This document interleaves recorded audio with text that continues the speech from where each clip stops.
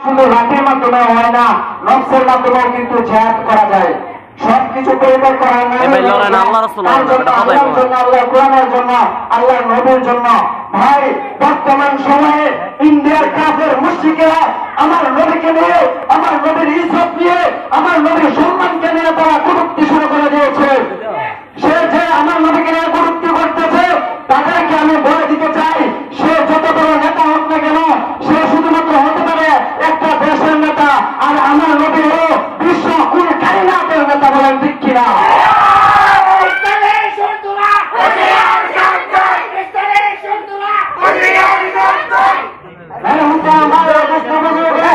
আমার নবী হলো বিশ্ব কুল কায়নাতের নেতা, বিশ্ব কুল কায়নাতের সরকার। আমার নবী যদি সৃষ্টি না হতো, এই পৃথিবী সৃষ্টি হতো না। আমার নবী যদি সৃষ্টি না হতো, আকাশ সৃষ্টি হতো না। আমার নবী যদি সৃষ্টি না হতো, জমিন সৃষ্টি হতো না। আমার নবী সৃষ্টি না হলে জান্নাত জাহান্নাম কোনো কিছু সৃষ্টি হতো না। আমার নবী না হলে, সৃষ্টি না হলে চন্দ্র সূর্য কোনো কিছু সৃষ্টি হতো না। আমার নবী সৃষ্টি না হলে কোনো মাখলুকাত সৃষ্টি হতো না, কোনো মানুষ সৃষ্টি হতো না। আমার নবী সৃষ্টি না হলে আপনি আমি কেউ সৃষ্টি হতাম না। বলেন ঠিক কিনা? আমার নবীকে আল্লাহ পাক রব্বুল আলামিন দুনিয়াতে সকলের জন্য রহমত হিসেবে প্রেরণ করেছেন।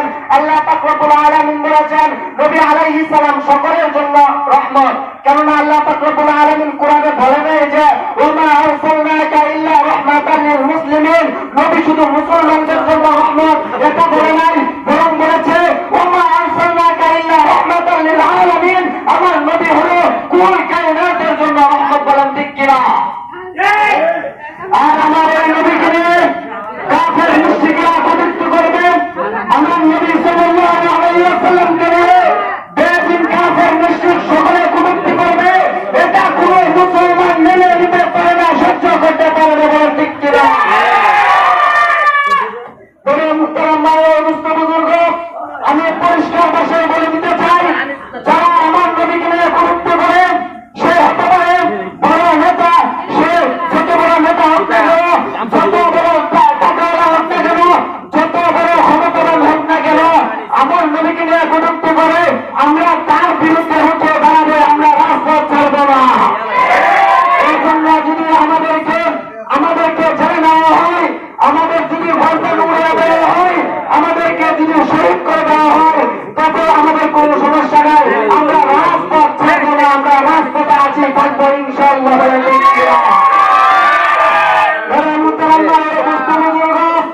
আমার শরীরের রক্ত রাসূল সাল্লাল্লাহু আলাইহি ওয়াসাল্লামের শরীরের রক্তের চাইতে বেশি মূল্যবান নয়।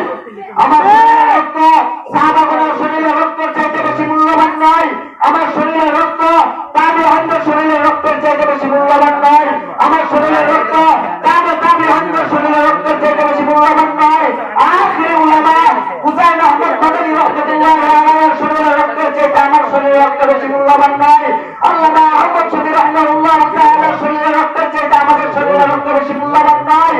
জুনাইদ বাগদাদী রাহমাতুল্লাহি আলাইহির শরীরের রক্তের চাইতে আমাদের রক্ত বেশি মূল্যবান নয়।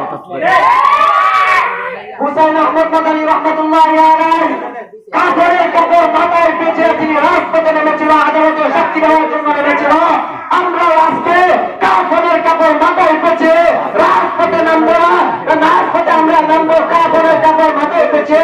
এতে যদি আমরা মৃত্যু হয়ে যায় আমাদের কোনো সমস্যা নেই। বলেন ঠিক কিনা?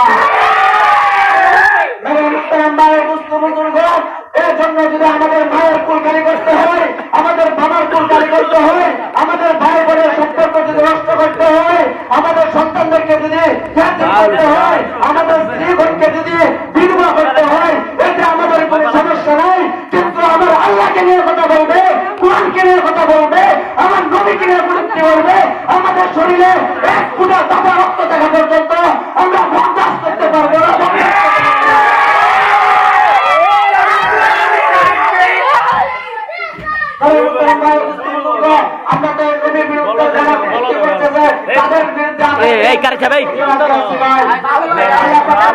আমাদেরকে সকলকে